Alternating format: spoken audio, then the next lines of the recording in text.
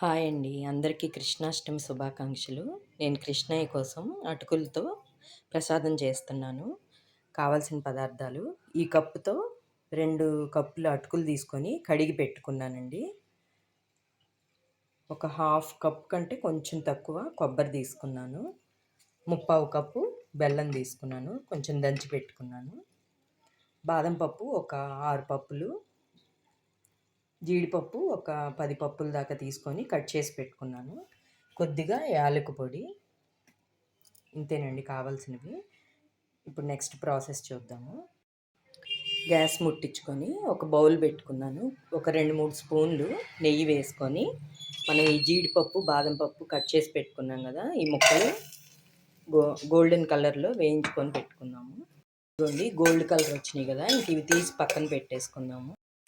ఇప్పుడు అదే గిన్నెలో మనం బెల్లం తరిగి పెట్టుకున్నాం కదా, అది వేసేస్తున్నాము. బెల్లం వేసాక ఒక హాఫ్ కప్పు వాటర్ పోసేసుకున్నాము. పోసి బాగా బెల్లం అంతా కరిగేదాకా కరగబెట్టేసుకుందాం. ఇదిగోండి బెల్లం పాకం ఏం పట్టక్కర్లేదండి, ఇలా కరిగిపోతే చాలు. బెల్లం కరిగిపోయింది కదా, ఇప్పుడు మనం అటుకులు వేసేసుకుందాము. ఇదిగోండి అటుకులు మొత్తం వేసేసాను. ఇప్పుడు కొబ్బరి కూడా వేసేసుకుందాము. వేసి బాగా కలబెట్టేసుకుందాము. ఇప్పుడు ఇందులోనే యాలకుల పొడి వేసేసుకుందాము. వేసి బాగా నిదానంగా కలబెట్టేసుకుందాము. మొత్తం బాగా కలబెట్టేసుకున్నాం కదండి, ఈ వేగిన జీడిపప్పు, బాదం పప్పు కూడా వేసి కలబెట్టేసుకుందాము. అంతేనండి, అటుకుల ప్రసాదం రెడీ అయిపోయింది. చాలా టేస్టీగా ఉంటుంది, చాలా ఫాస్ట్గా చేసుకోవచ్చు.